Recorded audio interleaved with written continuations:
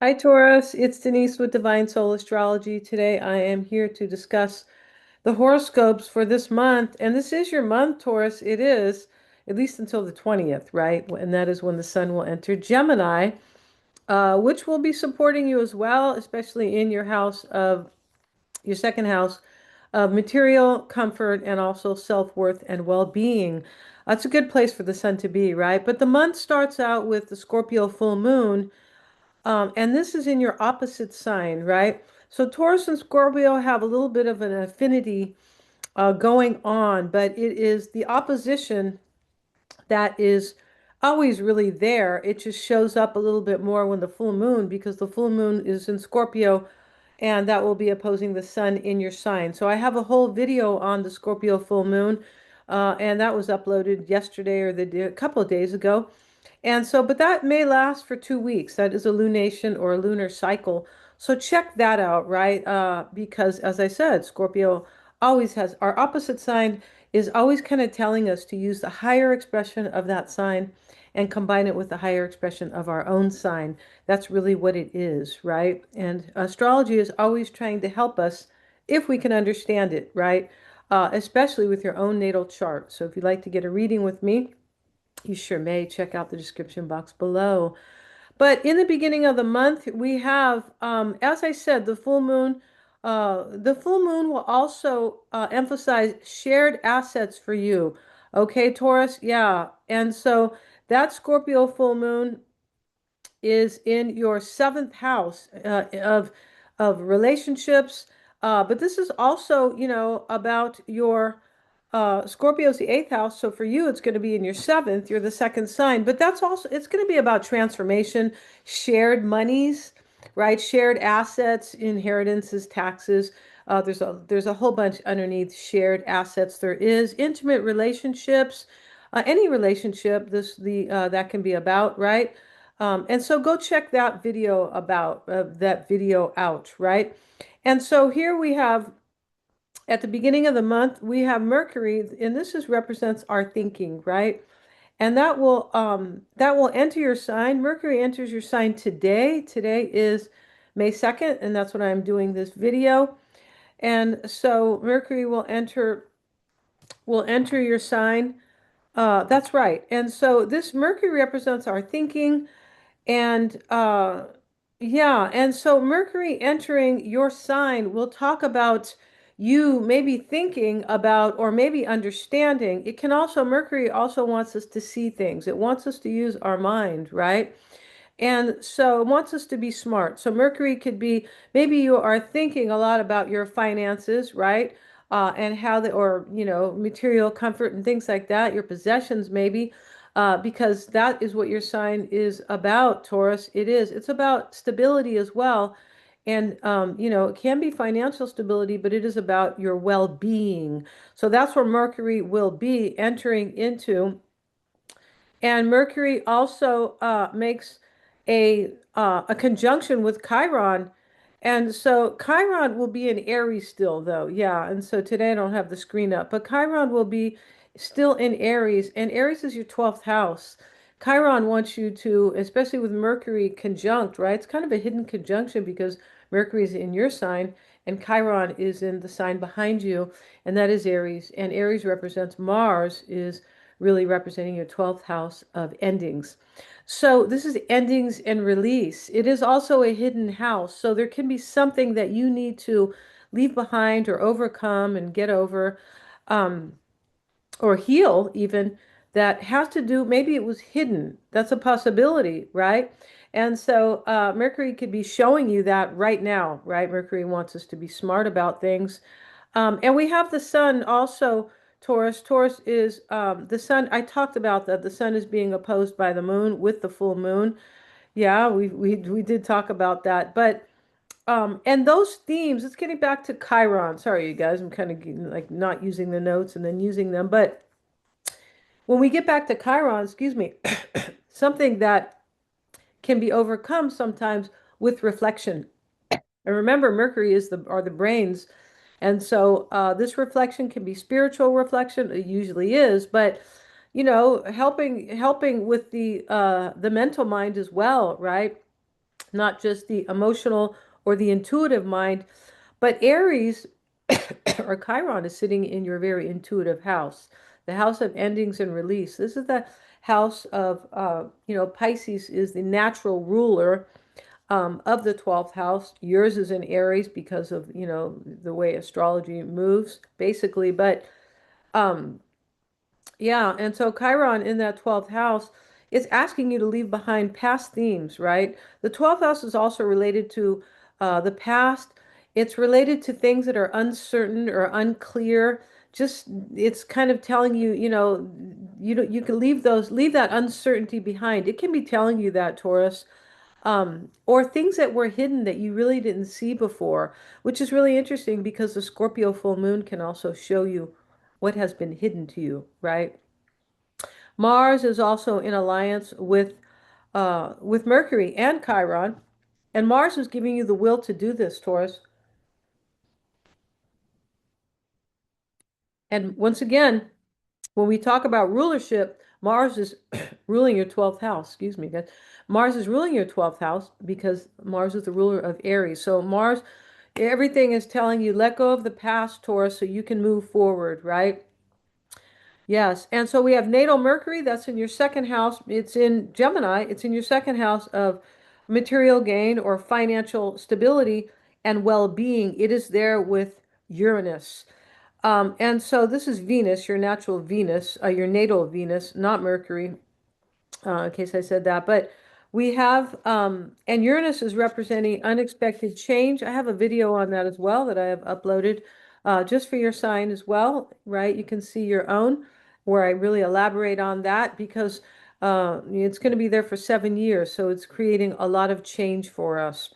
It really is, depending on what house Uranus will fall into in your own natural chart. If you'd like your own reading, you can get one, right, based on your own unique natal, your birth chart. But that Uranus in Gemini, in your second house of well-being, it's telling you to let go of things that, it's in Gemini too, these old ideas possibly, right?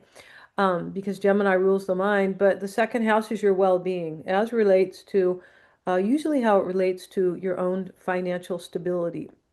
Not always, but they are very connected there, right? And your self-worth. And so both Venus and Uranus make a trine, make a square. I beg your pardon. A square is something challenging. It kind of boxes us in. It's trying to make us, it's a discordant configuration. It is trying to make us take action.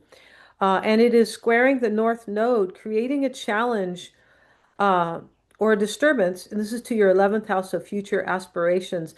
So, that North Node that is in Pisces right now um, is about our life path. It's about our higher path, or it can be fate and destiny. It's where we're all going, consciously or unconsciously.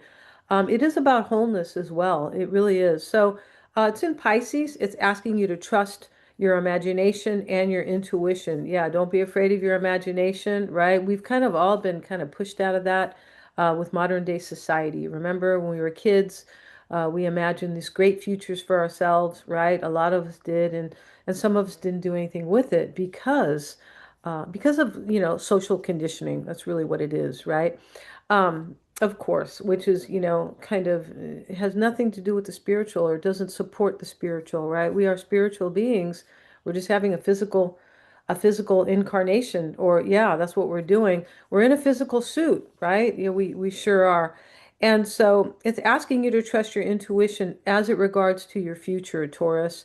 And Venus is making a trine to Pluto. Okay, Pluto is transformation and death and rebirth, and Uranus is making that trine too. Yeah, that trine will be there for a long time with Uranus and Pluto because they're both moving very slowly, especially Pluto, right? Yeah, but the point about this is that Uranus is in Gemini, making an air trine to Pluto and Aquarius. Aquarius can be about its future, can be about social change sometimes.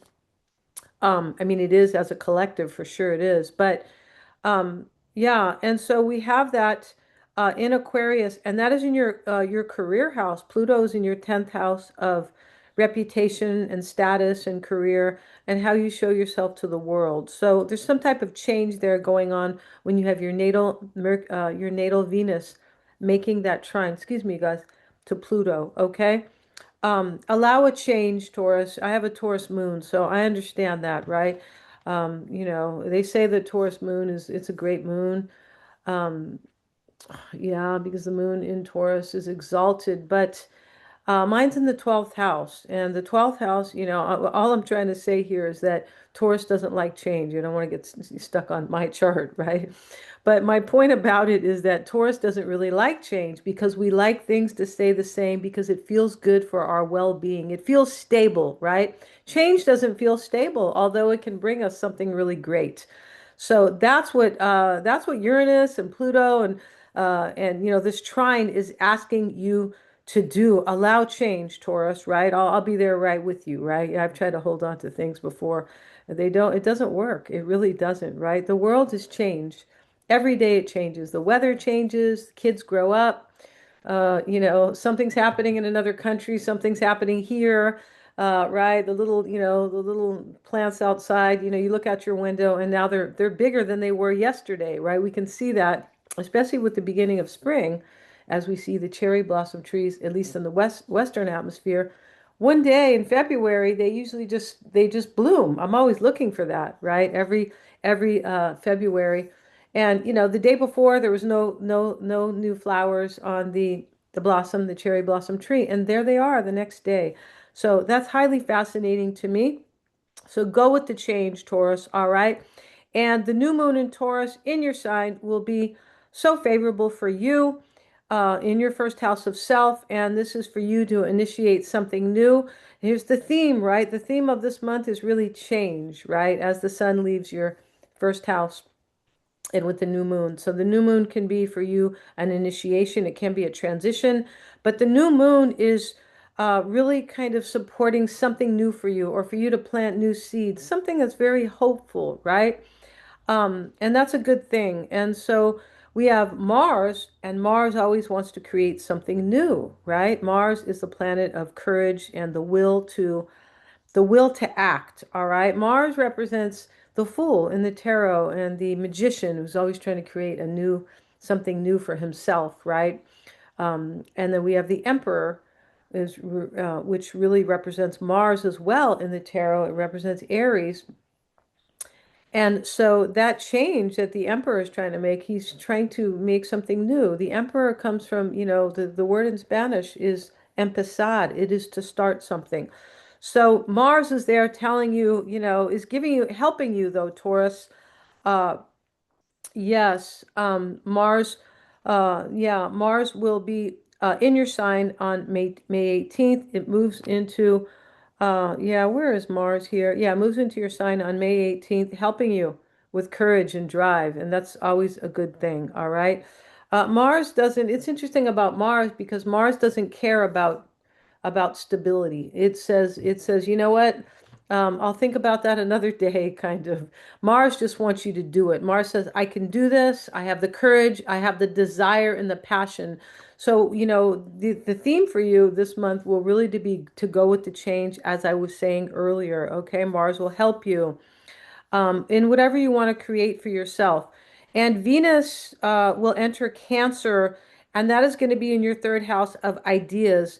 And remember, the third house of the mind, ideas, plans, and goals, your communication with others, or whatever you want to learn as well. It's the sign, the house of the mind, whatever you decide as well, right?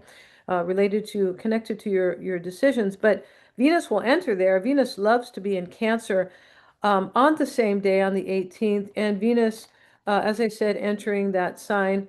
It's also the sign, or your house rather. Um, Venus entering Gemini here. Where is it? Entering Cancer, sorry, in your third house, which is associated with Gemini, really. But in your third house, this is also the house um, excuse me, siblings. So maybe your relationships, Venus can represent your relationships as well, love and, but maybe your relationships with siblings can also grow or change or improve, right? Venus is a benefic. It really is. So remember that when you're like when you feel like, oh, I don't want change, I don't want, I like it the way it is. Well, things can never improve, right? Or never be innovated, basically, if we don't allow the change. So, yeah, and that is also about short distance trips. And that will be 1 month prior to the summer solstice here in the Western Hemisphere. So it's all good for you, Taurus. Thank you so much for joining me here. If you'd like a reading with me, check out my description box and I have all kinds of great readings. It's always to, astrology is really meant to help us live a better life. Yeah. That's how it is. And so this is why I love it so much. But your own natal chart, there's so much to be seen in there that you're not aware of. Yeah, it is. Unless you've already had your chart done by a very good astrologer. And I'm studying with somebody right now who is awesome. So I'm approaching the chart from a very kind of a healing place, a place of really stepping into your true power. Yeah, people don't understand that until they have their own charts. Like we don't know what we don't know, right? Thanks so much, Taurus. And my website is below in the description box. Also, please like, share, and subscribe and hit the little bell so you can be notified of my next upload, and I'll see you there. If you'd like to see Uranus entering Gemini, that was uploaded yesterday, and that's going to be for 7 years. So you can see that there. You can also see the full moon in Taurus, in Scorpio, in your opposite sign. They're all there, right, under my videos. Thank you so much, you guys.